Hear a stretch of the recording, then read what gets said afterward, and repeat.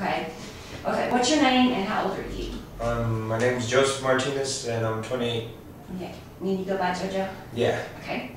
Are you living on the street right now? Yeah, I'm just couch surfing, going from place to place wherever I can.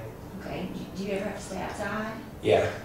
Where do you stay when you're I outside? sleep under a bridge where my uncle died of a heroin overdose about a year ago.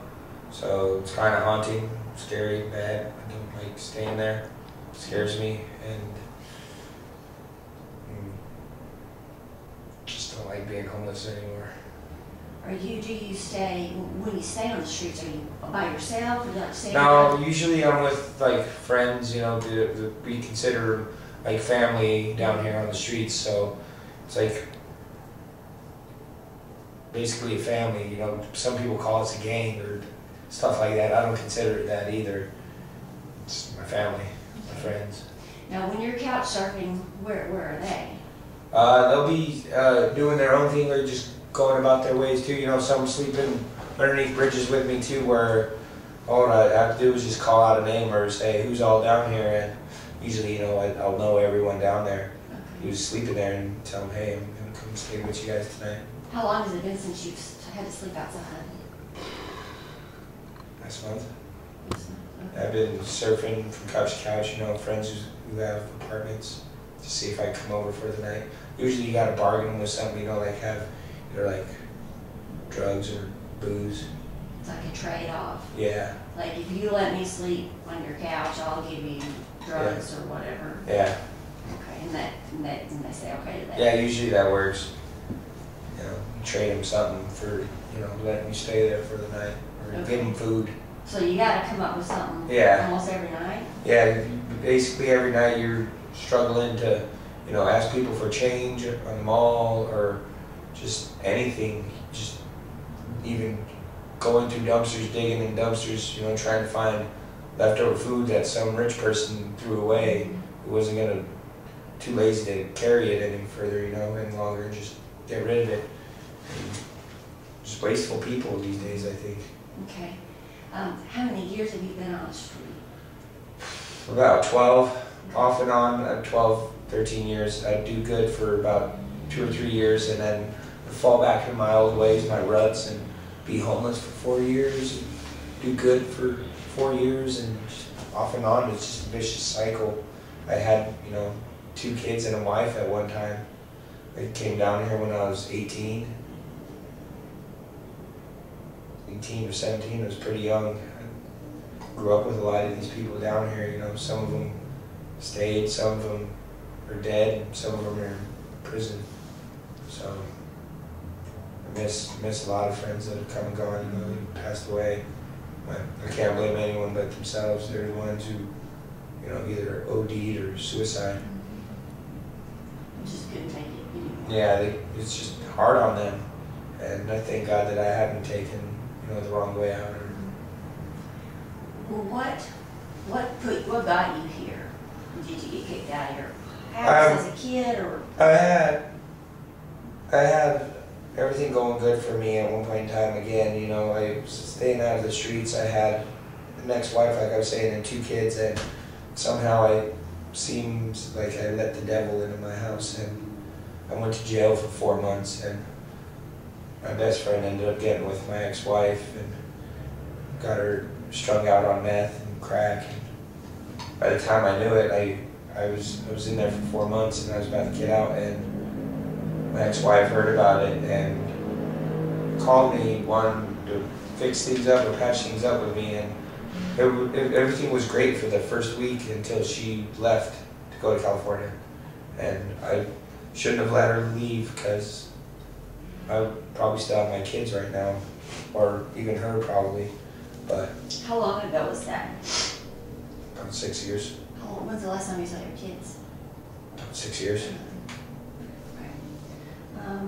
Tell me, what's a typical day like for you?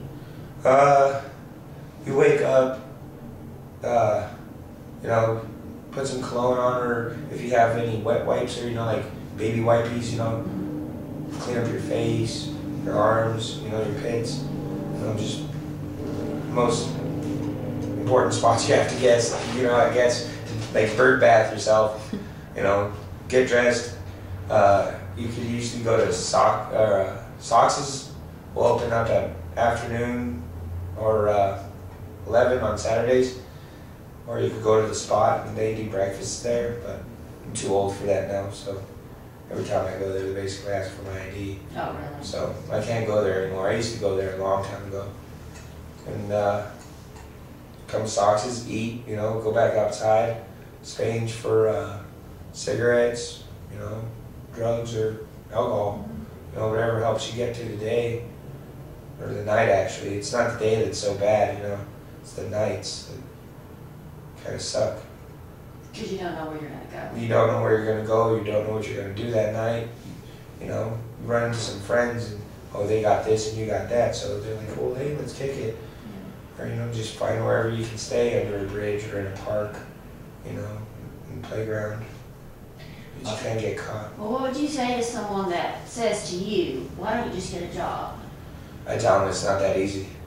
I've been trying for years now to get a job, and the only people that seemed to hire me was Sox's place, Doyle and Jordan, and for that I owe my life, I think, because I wouldn't be the way I am right now. I'd be worse off. I'd be out there doing drugs, you know, smoking pot, smoking meth, you know, anything, drinking, drugging, fighting. And it's just like, they taught me to settle myself down, and life's too short to be pissed off all the time.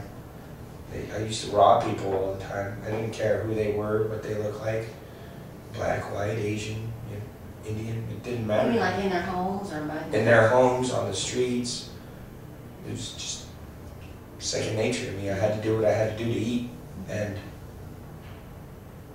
I didn't have no remorse for it.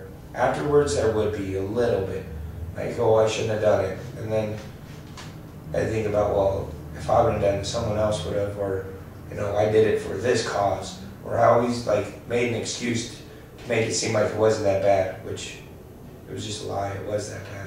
I shouldn't have done it in the first place.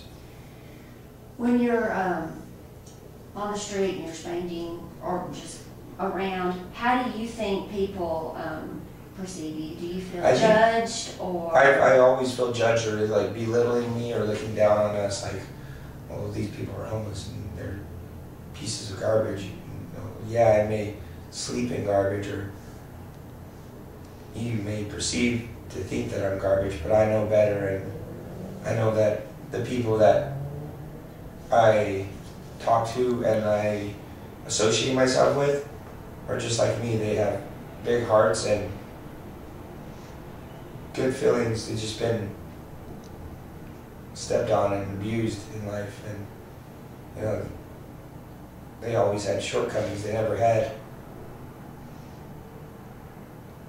the good life, I guess. You know what I want to say, a normal growing up childhood environment. You know, some of them are introduced to drugs and prostitution, gambling, drugs and alcohol at a young age. Do you think there's a chance for people who are on the street young and aren't, or is there a chance for them to rise above that and to make something of their life? Yeah, there's a chance, but they have to want it more than anything. Like me right now, I know I'm still not ready. There's something I need to find or do still, and then I'll be ready. But for, like, I tell my girlfriend this is the life I know. It's not easy for me just to up and drop it and stop. You know, I'm an ex-meth addict and I'm a drunk. I come to terms with that, and I want to change that, but it's a long road. Are you scared? I'm always scared almost every day, but I don't show it. I can't show it. If I show it, it's a sign of weakness, and I could end up killed or severely beat up, or I could do the reverse effect and severely, you know, hurt someone else and end up in jail or prison. I don't want that. So would you say you're comfortable? I mean, even though you're comfortable in the life you have right now, because it's all you know. Yeah, but it's no way to live. Okay. Where do you get food and clothes? I get it from here, Sox's place, or like there's stand-up for kids, so people that just walk around and handing out food, you know, sack lunches. When it's really cold, they do